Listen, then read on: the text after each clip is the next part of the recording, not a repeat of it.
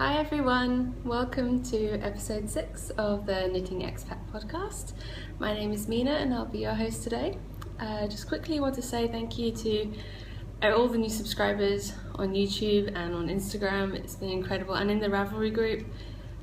Just want to say thank you to everyone. If you're a new viewer, thank you for coming along and joining us, giving us a go. Sorry, I'm being distracted by the cats. And if you're a returning viewer, thank you very much for coming back. Now, quickly before I keep going, let me introduce you to Derek. This is my other cat. I showed you Hugo's here as well. Ooh. Causing destruction wherever they go. So this is Derek, who you guys didn't get to meet last week. He was a little bit shy and didn't want to come out to play. Even this week I had to go dig him out from under the bed. He's napping in there. This is Derek. He's also a Scottish Fold boy. They're brothers. And he's got a little snaggle tooth. You can see his little tooth poking out. It wasn't like that when we first got him. He was only a kitten when we got him, and then as he got a bit older, his tooth started to poke out. It's very cute and quite endearing. So that's Derek. And Hugo's pottering around, so I'm sure you'll see him at some point. You may have seen him a little bit here. Put their cat tree next to me and some treats on top there, so hopefully they'll hang around a bit more. Here you go. They're not very much. They're not lap cats very much. Let me just try and see that. Nope. Okay. They're not lap cats really. They just they kind of tolerate being held, but they don't like it very much. There you go. So yes, for all of you who wanted to see the cats, there's one of them. Let me see if I can grab Hugo. He's just sorry for reaching. Ooh, sorry. There we go. And there's Hugo, who you all got to meet last week. And for those who are new, this is my other cat. She's a little fluff nugget. They're both little fluff nuggets, to be honest, although Derek has some different nicknames as well. We call him Ninja because he is pretty much a ninja cat. And he also reminds us a lot of the dragon in How to Train Your Dragon Toothless. So we call him that sometimes as well because it's quite funny with his tooth as well. So, but anyway, let me try to see if I can move the camera so you can see the cats as well. There we go. So yeah, sorry, let's get started again. My name is Mina, I think I already said that. You can find me on Instagram as Mina Phillip. You can find me on Ravelry as Mina86, and there's a Ravelry group now for the podcast, which is Knitting Expat Podcast on Ravelry, and all of those will be linked down below. And you can find the show notes for this podcast episode on www.knittingexpat.wordpress.com. Again, that will be linked below, so anything that I talk about in this episode will be in the show notes. And so let's get started. So I've already said thank you for all the new subscribers and everything, and honestly it's been incredible. This last week has just seen the numbers skyrocket, and so thank you to all of you who've decided to join me along on this adventure. And also I wanted to say a few thank yous to a couple of people who have mentioned me in their podcasts. One to Jen, who does the Uncreative Crafter podcast. That's quite fun to watch as well. She's very sweet, and she made a comment about my accent, so I thought that was quite funny. And also to Maria, Stitched in Sweden, who mentioned me in her podcast as well. I was actually test knitting one of her shawls for her, which I'll be showing you later. And also to Melody of the Mandarins podcast, who mentioned me in her most recent episode, which I was watching this morning. And she commented that we both kind of like the whole 3 projects at a time situation. Although having said that, this last week I've kind of fallen back into my monogamous knitting ways. Hugo, come here, Muppet. Let me move the camera back, that's better. And say hello. Hello. Everyone loved you last week. He's back for more. I'm not sure if I'm going to have them on every week, to be honest, because they are a bit of a distraction for me, trying to keep an eye on them, make sure they're not going to destroy anything. But anyway, they're here this week. So I'm sorry if things feel a little bit disjointed because I'm trying to keep an eye on them at the same time as doing everything else. Right, so those are the thank yous, and moving on to what's been happening this last week. So like this week has just been crazy busy. Sorry, I've got cat fluff everywhere now. Or at least it feels like it's been crazy busy. I've been manically knitting like crazy. I mean, the thing was, I thought there was a very good chance that I may have had to go to Dubai last week for a couple of days, and that would have really kind of messed up my plans, I guess, for what I planned on doing last week. But I got it all done, thankfully. And like I said, I had two test knits that I had to... Sorry, that's Derek crying because I've locked him into this room to try and make sure I could actually show him to you. And now he's complaining about it. There's some treats up here. Come on, come on. You like these treats? Come on. Sorry about that. Yeah, so like I was saying, I had these two test knits that I had a deadline for the end of the month, and because there's so many other things I need to get done before I go back to London at the end of the month, I really wanted to make sure that I wasn't gonna miss that. So those became my priority this week. And sorry if you can hear that, that's Derek. Sorry, I'm just gonna go open the door and let them out, that way they won't keep distracting me so I can actually talk to you guys properly. Go on then.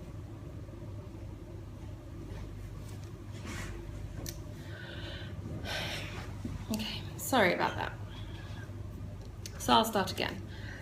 This week has been quite a manic week knitting wise. I've got a lot of stuff done. I've got a lot of things in the works as well. I've got a lot of plans. I've got a lot of things I need to get done before I go back to London. So the next couple of weeks are going to be quite busy for me. We also went to the Grand Prix this weekend. So those of you following me on Instagram will have seen some pictures that I've been posting there. But we had our friend Paul came over from Dubai for a couple of days, and we went to the Grand Prix together, which was really good fun. I'd never been to a Grand Prix before, and honestly I'm not really into the Formula One that much, and I still don't get what all the fuss is about, but it was fun. The atmosphere was nice. It was interesting to learn about it as well, because I didn't really know anything about it beforehand. And we also got to check out the farmers market. There's a farmers market that happens at a park down the road from us, which I've been wanting to check out since we moved here, but we just never made the time to go. And we finally went this weekend, which was really lovely. And honestly, it was so much better than I was expecting. It feels like a very sort of authentic farmers market, not one of those slightly hippie organic stuff type markets. Not that there's anything wrong with those. This felt very much like an not organic, but very sort of authentic farmers market that you would find. I mean, people were showing up, and they had trolleys there that you could get, like shopping trolleys. So people were getting shopping trolleys and literally buying trolleys worth of vegetables at a time. So yeah, I took quite a few pictures, so I'll be doing a blog post about that at some point, so keep an eye out for that one. And so yes, what else has been happening this week? Oh, I sold two of my project bags, which was really exciting. The patchwork one, which I showed you, and the grapes one. I sold both of those. That was fun. I went down to the post office and got those sent off. And it was quite funny. I was at the post office and I was chatting to the Bahraini guy who was serving me, weighing up the packages and stuff. And he was friendly enough, and it was quite funny because we got to talking and like found out that my husband works in Saudi and stuff, and he was asking me, so why are you living in Bahrain? Why don't you live in Saudi? I just gave him this look of like, and I turned back to him, I was like, do you really need me to answer that question? Like, why do you think I don't want to live in Saudi? I guess the easy answer to that question is because my husband loves me and doesn't want to put me through that. But not that there's anything wrong with it, it's just my options of what I can do would be incredibly limited. I've never really had that issue anywhere else in the Middle East where we've been, And I mean, I'll get to this more later. Someone asked a question about this on the Ravelry group, so I won't answer that properly later. But I just thought that was quite funny. And he knew he was like pulling my leg a little bit because he was kind of chuckling as well. But yeah. So other than that, not much else has been happening this week. I've done a fair amount did quite a bit of sewing, did quite a bit of knitting. And sorry, I've still got one of the cats who's playing around with my stuff. There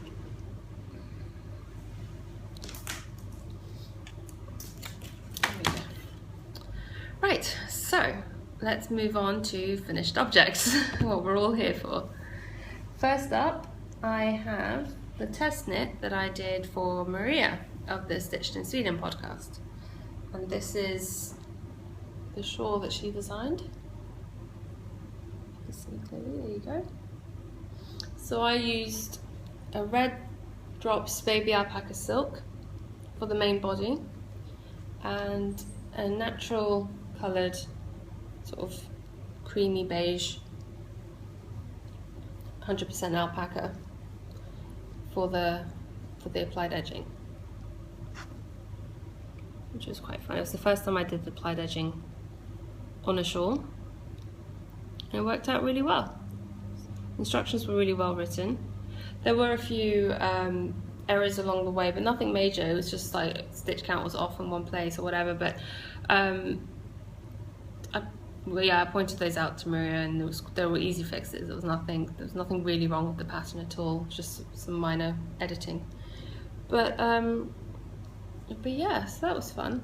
The only change I made to this pattern as I was knitting it was Maria said she used exactly 360 yards for the body, and I had 366 yards. So whilst I was using the same size needles as her, I was worried, and also I was using alpaca silk and she did hers in merino, so in terms of how that will affect gauge, I wasn't 100% sure, and I thought 366 is a little bit tight if she used 360 just in case. So I actually started the lace pattern a couple of rows early. I did the maths and sort of back and forth over email with Maria on this one, and we sort of agreed that it would probably be best if I started the lace a few rows early, where the stitch count allowed for the lace to fit in properly, to make sure that I would have enough. And then I could add on extra garter rows in the transition at the bottom, because there's a couple of rows transition here between the end of the body, the lace and the applied edging. And I could add on extra rows there to build up the stitch count to get the right number of stitches for the border. And that way, if I ran out of the red, I could do that in the cream white and it wouldn't look weird. Last thing I wanted was to run out of yarn halfway through the lace. But as it turned out, it wasn't an issue, and I ended up doing the extra rows in the red and still had 15 grams left over. So I don't know what happened, but I ended up only using around 290 meters for the main body, which is about 320 yards. So I actually used less than Maria did, but my shawl still came out to the same size. So I don't know if that's got something to do with the alpaca silk content versus merino or what, I'm not sure.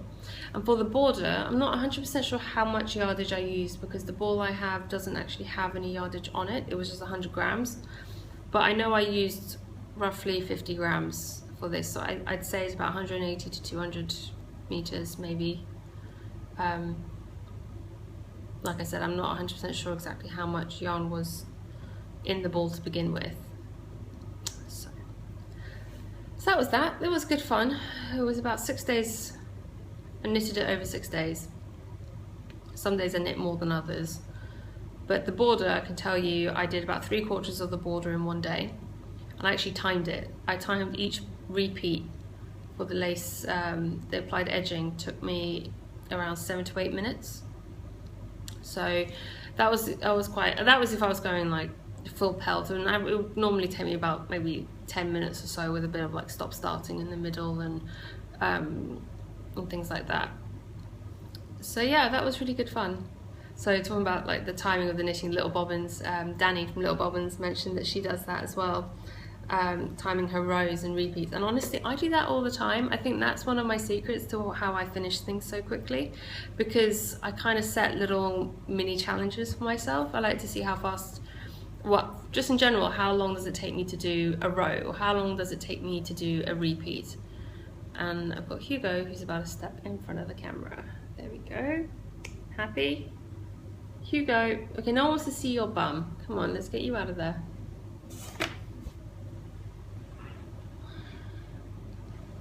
Sorry about that. You know what they say, never work with kids and animals. I totally get that now. So I enjoyed sort of setting little challenges for myself to see how far I could get. And yeah, I just find that's part of the fun for me. I enjoy knitting things, and I've realised more and more I'm very much a product knitter rather than a process knitter. I enjoy the process, otherwise I wouldn't do it. I enjoy the process, and I knit things that I enjoy knitting. I don't knit things I find boring. But I also know that my mum can testify to this, but I can get bored quite quickly, which is why I like to finish projects quickly, I guess, or quicker than some people do. Because I don't want to get bored of it. I don't want it to sit in a project bag for months and months, and for me to be to get to a point where I'm like, oh, I'm just sick of that now. I don't want it to do it anymore. Whilst I'm in the mood and whilst I've got the excitement to knit the project, I want to knit it. So yeah. So I think that's part of the reason why I knit things quickly. Lack of patience, and the fact that I don't want to get bored. I don't want to get bored of the project. So whilst I'm still excited about it, I will knit it. And yeah, and Perry will also agree to the fact that once I start something, I find it hard to put it down. So after time, he's like, okay, come on, it's time to go to bed. And I'm just like, one more row.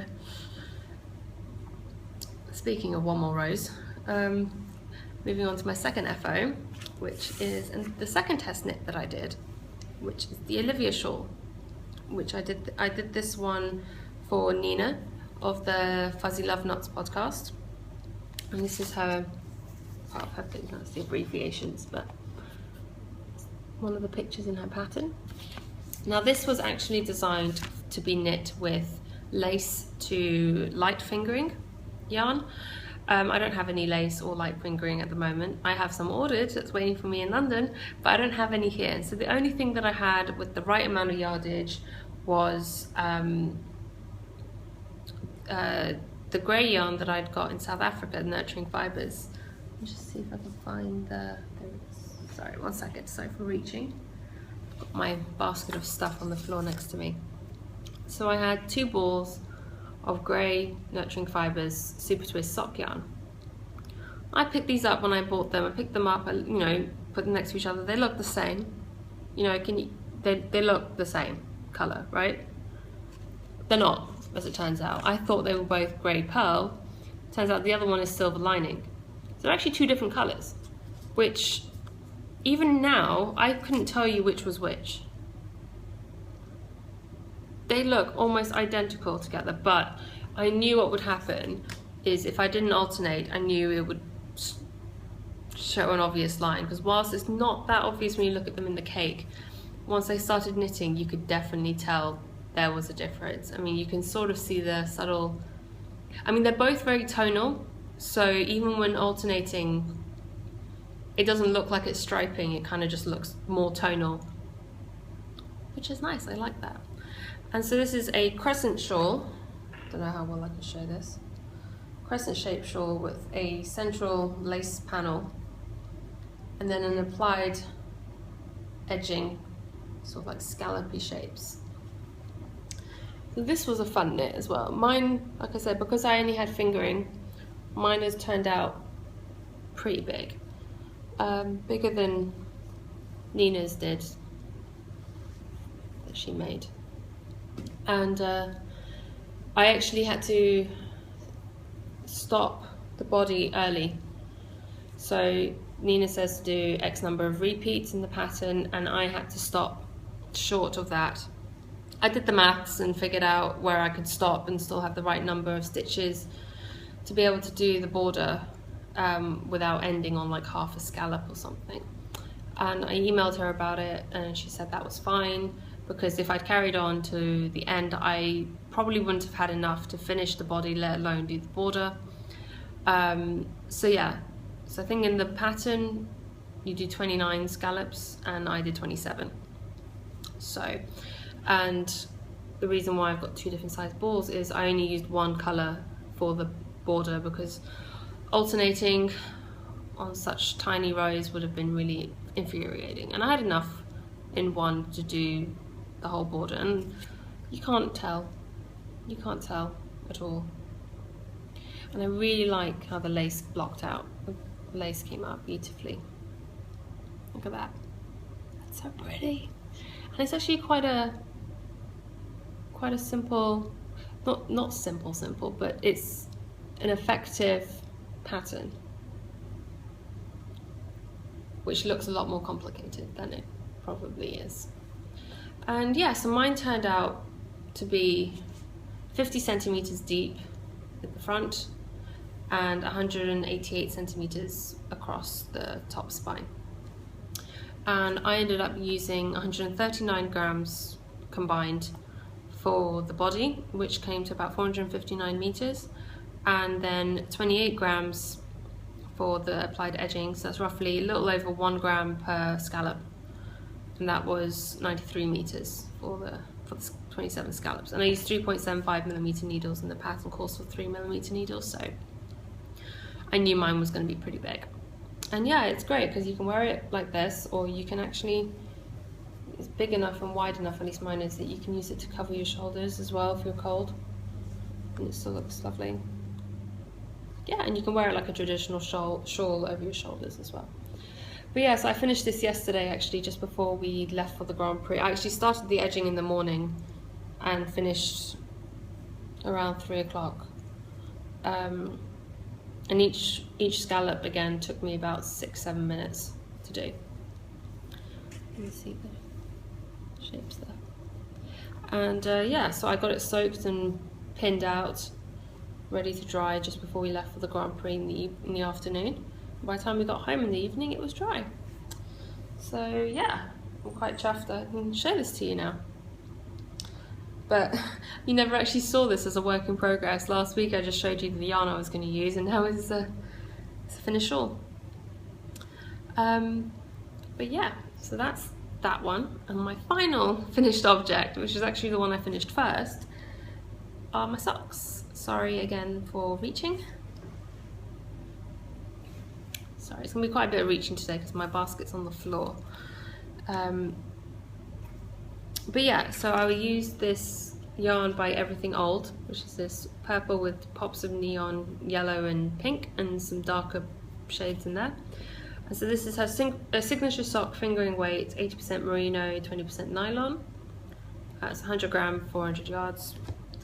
I did shorty socks with mine, with Fish Lips Kiss Heel, which is fast becoming my favourite.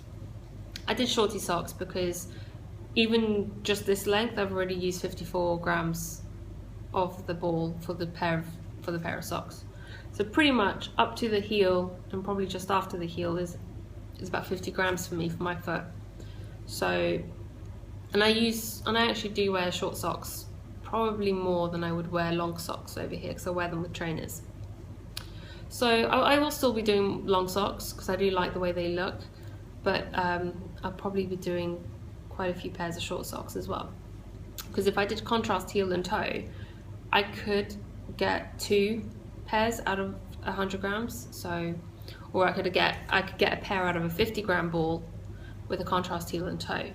So that would be good as well. And I actually got Perry to try these on after I washed them, and they fit him just about well. It's a little bit tight on the length, but only by about a centimetre. So knitting socks for him isn't going to be that much different than knitting socks for myself. So that's good news, I guess.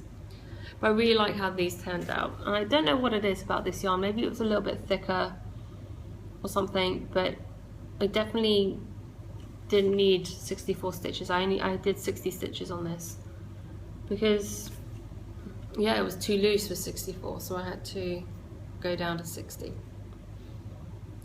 But anyway, so that's those. And less stitches than I did in the last pair of socks, but it might have been because the Melisandre socks were effectively, they were a ribbed sock, because the pattern on the top of the foot is a rib pattern, so maybe that was why I needed 64, because the rib is a bit more stretchy. Anyway, so on to works in progress. I have two. One is in my handmade project bag, the patchwork one. This is my Persistence is Key. I don't even know why I'm pulling this out to show you, because it has not changed since I showed you last week. This one has seen no love. Still where it was last time. These have been knit on, sorry, I forgot to mention, both the shawls were knit on 3.75mm needles, and the socks were knit on 2.5mm needles, and this is being knit on 4.5mm. Yeah, the reason why this one saw no love is because, frankly, this one takes quite a bit of concentration. There's cabling on every row, and even right side and wrong side rows, there are twisted stitches and cables every 8 rows, so it does take quite a bit of concentration to work on this. And frankly, this last week I've just not had concentration time. I've needed to knit on things like the shawls, where for the majority of the time I can just knit, and I look at the pattern every now and again just to make sure where I am, but it doesn't actually require much in the way of line by line following a pattern. And even when it did, they were short repeats, so they were quick to learn and memorize, so I couldn't be dealing with twisted stitches and cables and right sides and wrong sides and trying to make sure I did the right ones in the right places. It just didn't have the mental capacity for that this week. Right, moving on. My next whip and last whip, sorry, 1 second, reaching again, is my own shawl design. Finally got started on that this morning. I took Paul to the airport not long ago, and just before we left I got started on this, so I don't actually have much to show for it. And I'm getting myself all tangled up here. Just got the start of a shawl.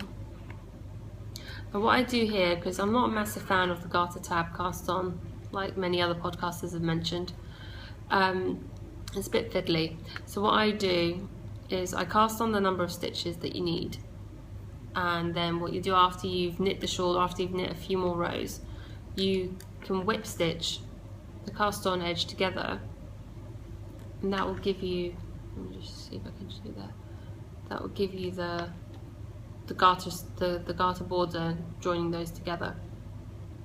Can't show you properly because I haven't done that yet, but that's basically going to be how I do it. I mean, you can obviously, when it comes to knitting the shawl, you can obviously do a garter tab cast on if you want, or you can do any other variation on doing a garter tab, as long as you cast on the right number. And that's being knit out of this variegated, let me try and find the tag, it's in here somewhere, Malabrigo sock. This is in the Carabino colourway. You see that? So it's Malabrigo sock. And it's the kettle dyed pure superwash merino wool. And I actually got this yarn as part of a swap. We did a mystery swap with the knitting group that I was part of in Dubai. It was their anniversary meetup. They've been going for 6 years, which is pretty incredible. And at the end of January, so went along, made a little mystery yarn swap, and that's what I got. This is in the bag that was made for me by my friend Marina back in Dubai before I left, so that was really special. And so yes, that's what I'm working on at the moment. So with the shawl, give you a little bit of information around this now. Kind of got a bit of a better idea of where I'm going with this. Is I'm hoping to have this ready for test knitters by the end of the month. I originally said sort of mid-May, but I'm thinking now beginning of May, because I kind of want to give the test knitters as much time as possible to do this. So I'm going to try and get this out to test knitters the beginning of May, or as soon as I have the pattern written up and I've finished my version of the shawl to make sure it all works out. And then I'm hoping to have the The testers will have a month to 6 weeks, 4 to 6 weeks for the test, and I'm hoping to have the pattern released mid-June of this year. Then I'm going to start the cowl for the shawl, the knit along for the shawl at the beginning of July. And so the knit along will run from the 1st of July till the end of August. So it'll be for the full 2 months. I've been working with an indie dyer based in the UK called The Yarn Tree. She's on Etsy and on Facebook and Instagram as The Yarn Tree, and that's Mel. And so we've been working together on coming up with a colour palette for the shawl, which looks lovely. So she's actually sent me, she's sending me 2 skeins of the colour, one for me to knit the shawl in, and the other one is going to be a prize for the cowl, for the knit along. And so what I'm going to do is, once I've got this version knit up and I see that it works fine, I'm actually going to knit another one with the test knitters to make sure that it all works out okay, and that I have a sample knit up in the colourway that was designed for the shawl. So when the pattern's released in June, it'll have pictures of the shawl in the colourway that was intended for it. And then the colourway, for those of you who want to knit the shawl in the yarn and the colour that was intended for it, sorry, I seem to be repeating myself, there will be, Mel will be doing pre-orders for the yarn, so she'll make sure she's got enough dyed up and sent out for you guys who want to start the shawl for the knit along in July. I hope that all made sense. There will be other prizes as well for the knit along. I will be doing a project bag for the knit along as a prize, and there have been a couple of others who got in touch with me about donating prizes of yarn for the knit along.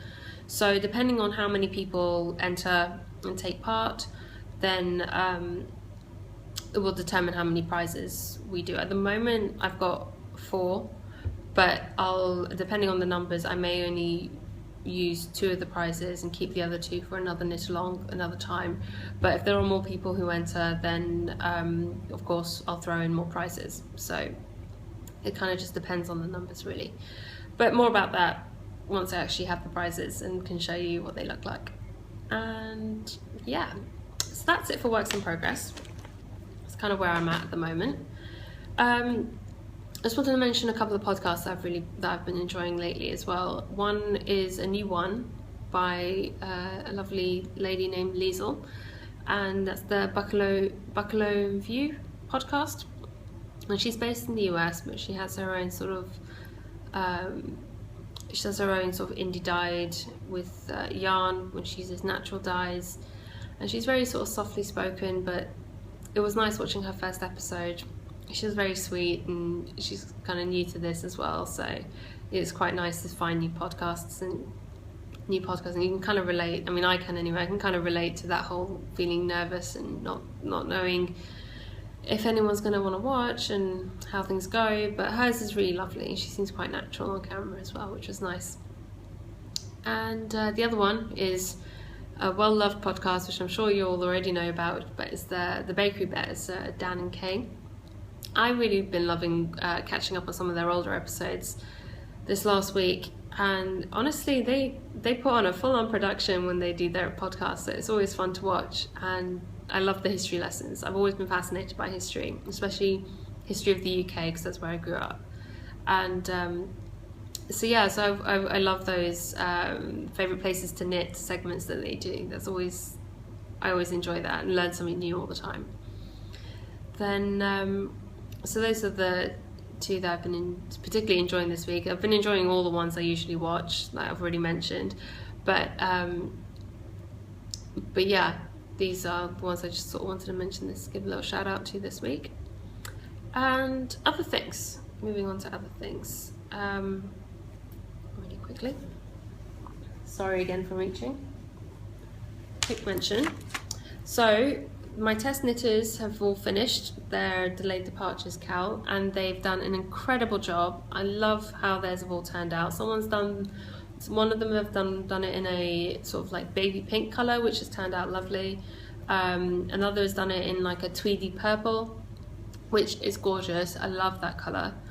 and another one has done it in a really lovely royal blue sort of colour, which is beautiful as well. They've all turned out amazing. They've all done an incredible job, and because they're all finished early and have been amazing, I'm actually going to release the pattern early. I think it'll probably be either later this week, or I guess I was planning on releasing it next week anyway, so depending on how I go this week with getting photos taken and the pattern finalised, it'll probably go up either towards the end of this week or early next week, and I'll announce that on Instagram and the Ravelry group, so keep an eye out on those places for that. And yeah, so moving on to project bags. I've knit up, I keep saying knit up, I've sewn up a few more project bags. I mean, this is one that you've all already seen that I've been using. It's one of my patchwork ones. And what I've decided is I will be doing some patchwork ones in the future for sale, but at the moment, probably going to be just doing them on a as requested basis, I think, because they are quite time consuming. I think Kay mentioned in her most recent podcast that she did a patchwork Star Wars one, which looked amazing. But that they do take at least twice the time as it takes to do just a regular project bag because of all the extra sewing that's involved. But I knit up a few more. I keep saying knit up. I mean, I sewed up a few more. I did these 3 this week. I already had the fabric cut out. I just had to actually do the sewing. And I think I've come up with a size and style that I like, and I quite like this one. These all stand up on their own. They've all got pretty firm interfacing. I mean, they're soft and squishy, but they do stand up on their own. And I've got quite a nice wide gusset on these ones. I think these ones have a 5.5, 6 inch gusset at the bottom, so they're nice and wide, will hold a lot. And it's still quite a decent sized bag. And this one's got the spotty green interior. So yeah, nice wide gusset, big bag. Can easily hold a shawl, even a sweater's worth in that, to be honest. Quite good size. Another elephant one with a blue lining, and the long crazy mosaic style one, which I really quite like. And this one has a red lining. I'm doing another one of these with the yellow lining as well. I think that'd be quite nice. And then I've still got the other ones that I did, which is the purple chevron one. This one again is quite sturdy and stands up on its own, but this one has I think this one has a 4-inch gusset. But the overall dimensions on this bag is ever so slightly larger than the others. And then I've got my 2 floppy project bags, which I actually really like this one being quite floppy, because even if you've got like a shawl's worth of yarn, yarn and project in there, you can still probably have this fold over and then it'll fit into another handbag or something quite easily without it being too bothersome. Right, so those are the current stack of project bags. So if anyone's interested in a project bag and they would like to purchase one, please get in touch with me. You can send me a message on Ravelry, or you can contact me on Instagram as well. And Ravelry is probably the best place to do it. I was experimenting a little bit with some offcuts. I made this cute little pouch. It's a little bit big for a notions pouch, but it's probably good for like a little makeup bag to put in your wallet, in your purse, in your handbag. I quite like that. It came out a bit wonky. This is not by any means perfect. It is definitely wonky, but I quite like it. I thought it turned out quite cute. So yeah, other things. I'm probably gonna end up putting all my yarn in plastic tubs soon. I've noticed a couple of moths flying around, and last thing I want is for moths to get to my yarn. So I'm not sure. I've never really had to deal with moths before. So what's the best way of dealing with moths? What's the best way to protect your yarn from moths? I'm definitely going to pack it all up into plastic tubs, which I have loads of, before going back to London, because I'm going to be away for a couple of weeks and I don't want Perry to have to worry about it. But yeah, if you have any advice on dealing with moths and how to deter them from attacking your yarn, then please do let me know. Speaking of travelling to the UK, I remember seeing in Kristen's latest podcast, Vullenvine, she was mentioning someone had asked her about taking knitting needles on planes. And she mentioned that she'd never had any issues leaving the US, but it was returning to the US that she always had issues with having her knitting needles. Now I have to say I've never had trouble taking my needles onto a plane. Even going to and from the US, I've not had any trouble. A friend of mine recently from Dubai flew to Texas and back, and she took her knitting with her without any trouble, from what I understand.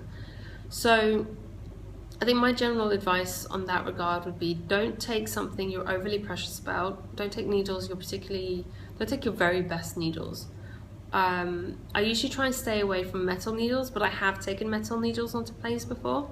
When we went to and from Iceland, I had metal needles on the socks I was knitting, so there was no issues with that. But like I said, I wouldn't take anything you're overly precious about. I do try and stick to wooden needles because they don't show up on the scanners as much, and if you are taking metal needles, another way to sort of not so much hide but detract attention from it is if you use interchangeable needles. Take your needles off the cable and put the stoppers on the cable, and then put the needles in with your pens and pencils or wherever you keep your pens and notebooks and stuff. If you have a pencil case, or put them in your Notions case if it's big enough. Then when they go through the scanner, they just look like another pen or pencil in your bag, and they don't really show up as knitting needles when it's attached to your work. I've never done that, I've never had to do that, but I know people who do that and say that that works fine for them as well, so that's another option. But I will most certainly be taking knitting with me on the plane, and because I think I would go stir crazy on a plane for 7 hours without something to do with my hands. Yep. Yes, so I've got a lot to catch up. I've got a lot to do this next couple of weeks. Not even 2 weeks. I'm going back home in about 10 days. Wow, the time is flying. I can't believe we're almost at the end of April already. I mean, this year is just, I have no idea what's happened to this year. But like I said, I've got a lot to catch up with. I've got quite a bit of sewing to do. I've got a bit of shopping I need to do for supplies. I realised this last week I ran out of interfacing for my sewing. I thought I had a lot more than I did, but I guess not. But yeah, so I guess got quite a lot of stuff to do. So my order from Love Knitting hasn't quite arrived yet. I actually need to go to the post office and check if it's arrived. I don't get a notification, so I just have to go and check every so often. They only send me a message or something if I haven't been to collect something for a long time. But so hopefully that will arrive. They did send me an email saying, apologising for the delay in the dispatch, because it was supposed to have been sent out on a certain date and they didn't send it out in time, and so they sent me an apology and offered me a discount code for my next order, so that was very sweet. I have to say, Love Knitting's customer service is incredible. I've never been disappointed, and they've always been very good. Hugo's coming back to say hello, I think, or say goodbye rather. Hey, my little munchkin, look at that. Look at that face. Yo, he's such a good cat, really. Honestly, they both are really good. They kind of let me do whatever I want with them, for the most part. Hello. Hey, are you a good boy? What do you guys think?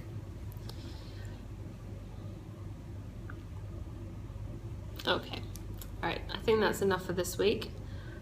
Thank you all again for stopping by and giving me a go. I hope you enjoyed it. I'm sorry if it was a little bit disjointed and I was a little bit distracted at the beginning of the episode, but the cats were being a little bit distracting. So like I said, I don't think I'm going to have them on every week, because I do lose my focus a little bit when I have them around, but I will try and have them on every now and again. Now you've met both of them. And Derek is off somewhere, probably asleep. Well, thanks again for joining me today. Like I already said, I keep repeating myself. You can find me on Ravelry, Mina86, on Instagram as Mina Phillip, and on you can find the group on Ravelry as well, Knitting Expat Podcast. And and the show notes are at knittingexpat.wordpress.com. All right, thanks for tuning in, and I'll see you guys next week. Bye.